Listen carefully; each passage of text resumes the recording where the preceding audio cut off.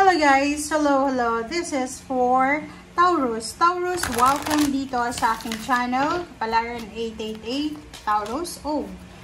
This is general reading, so pwede tayong makaresonate dito. Just connect your intuition sa lahat ng baraha na naandito or sa lahat ng baraha na pwedeng lumabas. Okay? This is for Taurus.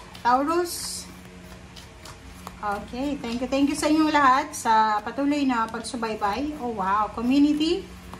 There's incoming celebration. It's either promotion, new job, new career, despedida party.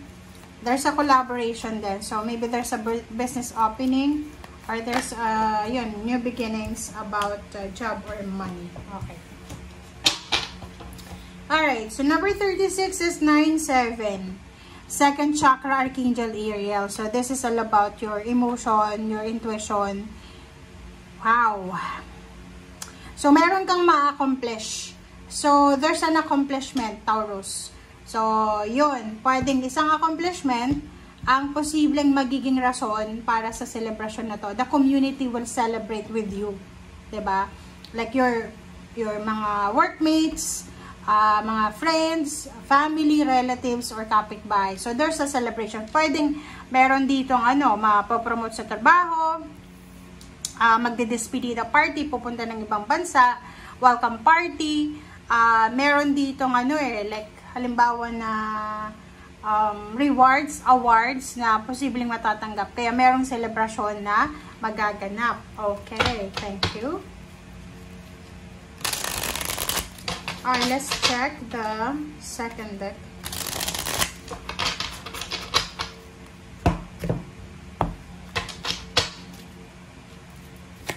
Okay, High Priestess, same with the Virgo. The Star. Okay, Ace of Pentacles.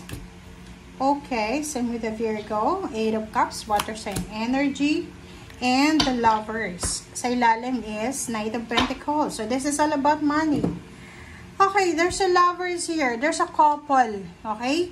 May dalawang tao dito na it's either any zodiac sign but together with Taurus. So, asawa, boyfriend, girlfriend, partner, parang ganon.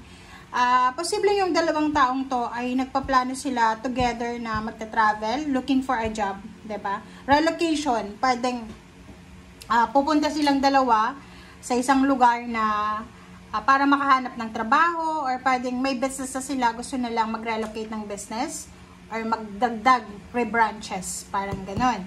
And nakikita ko siya dito na etong para siyang napakalaking gateway, diba? It's a gateway of blessings, of financial success.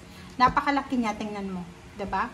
Yung Ace of Pentacles mo dito, malaki yung parang way, diba? Wala siyang pinto. So, pwede kang labas-pasok dito diba? So, there's an opportunity.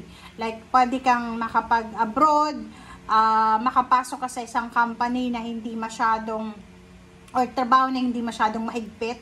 There's a freedom here, diba? Parang, makakapasok ka sa isang trabaho na hindi masyadong nakakasakal.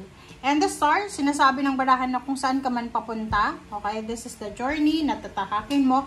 Kung saan ka man papunta or kung ano man itong ginagawa mo, Taurus, ito ay magdadala sa'yo ng wish fulfillment. And siguro sa ngayong September, hindi mo pa siya nakikita. Wala kang nararamdaman na may darating na swerte, pera, or anything, or success. But there's hidden wish fulfillment na posibleng darating sa'yo. Okay, so let's check for the second half. Second half talaga. Okay, Three of Swords and Page of Pentacles. There's someone here, Taurus. Pwedeng ka mag-anak, kakilala, kadugo. Okay? Kadugo Parang nakikita ko posibleng nanay mo, parents, siblings, or kung sino naman sila. They are heartbroken. Bakit sila heartbroken? Possible na humihingi sila ng tulong sa iyo So maybe this is October or November or maybe September, first week of September, parang ganun. So there's someone here, maybe siya, fire sign Leo, Aries, Sagittarius, or air signs Gemini, Libra, and Aquarius. relatives, friends, or kung sino man na possible na nalulungkot sila or they are heartbroken kasi humingi sila ng pabor sa'yo ng money or ng finances or financial support. But nakikita ko sa'yo dito na wala kang maibibigay. Meron din dito na possible na may relationship maybe this couple siya. Magkasama kayong aangat sa buhay.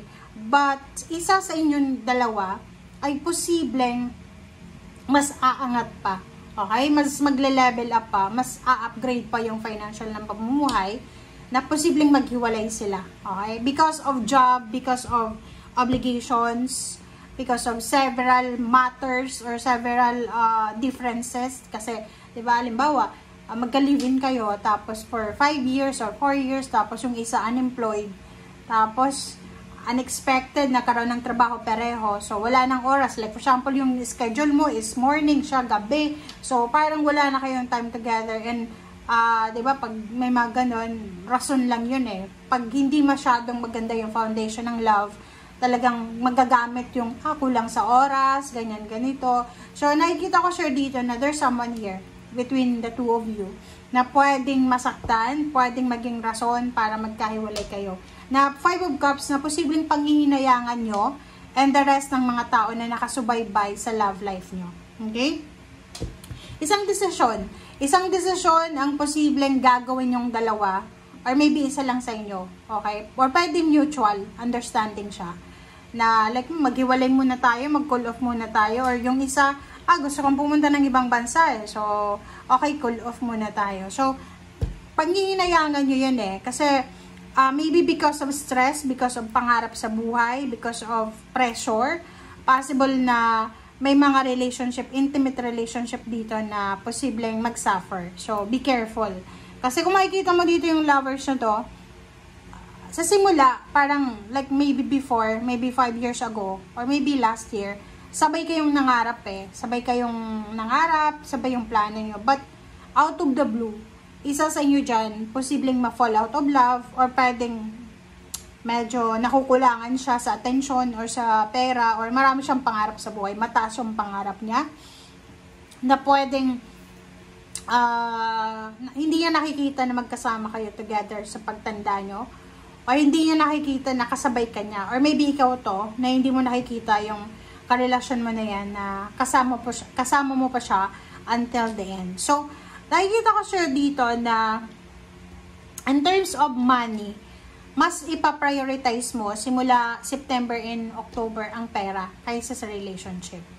Etong sinasabi ko sa yung Page of Pentacles, mag-iingat ka sa kanila kasi eto yung maybe relatives or friends or parents, siblings, basta malapit to sa'yo, kadugo mo sila, na parang ang tingin nila sa'yo ATM card, na anytime hihingi sila ng pera sa'yo. So, kailangan mo itong